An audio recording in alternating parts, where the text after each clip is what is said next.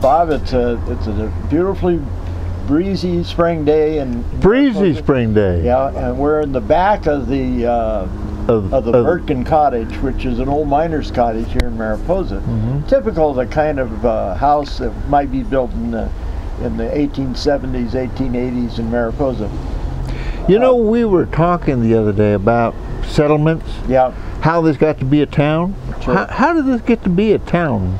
Well, first of all, it was unique in all of the Mother Lode region because this was property that was privately claimed by Colonel John C. Fremont, and whereas everything else from here north to the end of the Mother Lode was government land as a result of the treaty with Mexico, 1848. Gold was discovered in 1848, but it didn't really get become a bit of a real interest to a lot of people until 1849.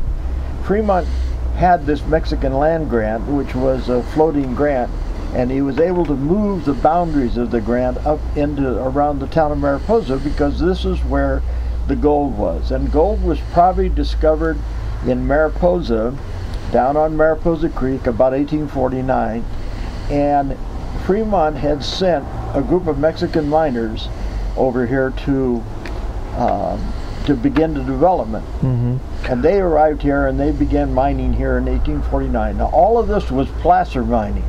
It was all in the creeks and on the surface, and there was no underground mining yet.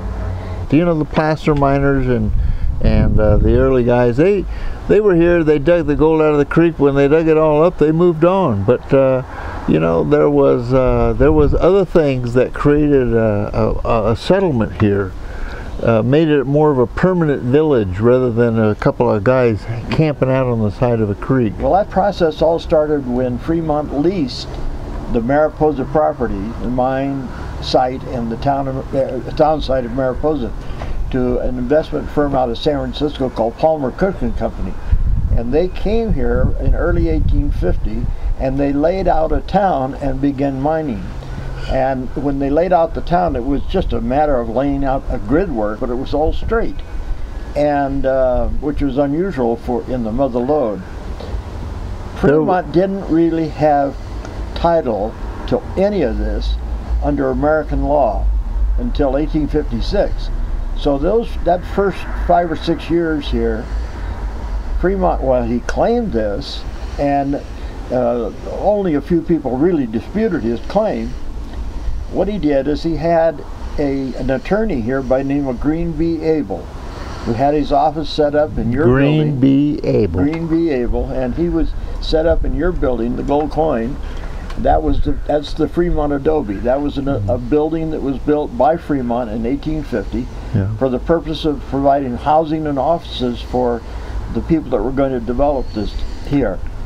And they would cut up the blocks that were formed by the streets into parcels that would be leased to people, with the understanding that when Fremont got clear title to the land, he would then transfer the title to these other people. So for example, across the street from the Gold Coin it was the Pine Tree Hotel, which is known now as the Schlager Hotel. Actually, the original Pine Tree burned down, and we have a copy of a lease between David Ashworth and Fremont for that particular parcel.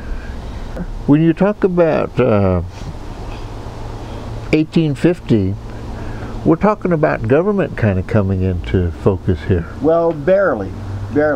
Remember that government in California was formed in the California Constitution that was adopted really in 1849, before California became a state. They thought that they would get this Constitution put together and form a legislature, set up the structure of the state of California, and apply for citizenship from the United States. But there were delays.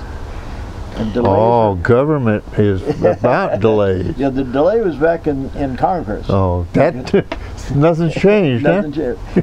And the reason for that, of course, was that there was an argument among the new states, especially in the area that was part of the Louisiana Purchase to the west of the Mississippi, about which states should be able to come into the United States as states that allowed slavery and other states that did not allow slavery. Fremont was an abolitionist. Well, Fremont was an abolitionist. He was the first, when he was a candidate for the presidency of the United States, he ran as an abolitionist. And he actually won the popular vote, but lost the vote in the Electoral college. Yeah, electoral college. And